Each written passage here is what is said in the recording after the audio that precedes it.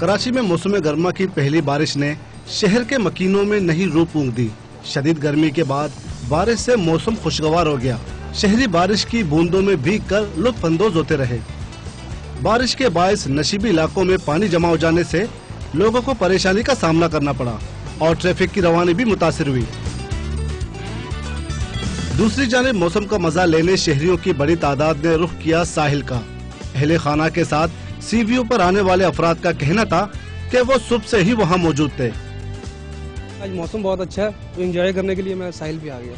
आज मौसम इतना अच्छा हो रहा है कि हम लोग एंजॉय कर रहे हैं। खूब अपनी फैमिली के साथ आई हूँ मैं, और अगर बारिश आ जाए तो और भी अच्छा हो जाए। मौसम के साथ साथ बाज नौजवानों ने ऊंट पर सवारी के मजे लिए तो किसी ने बाइक दौड़ाई।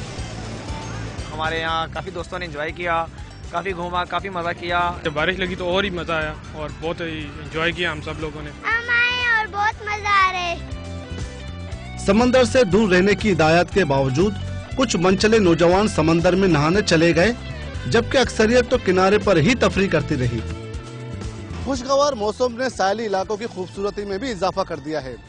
यही वजह है कि लोग मौसम से लुत्फानंदोज होने के लिए यहाँ का रुख करते हैं। कैमरामैन मोहम्मद नबील के साथ शफी बलोच, डॉन न्यूज़, कराची।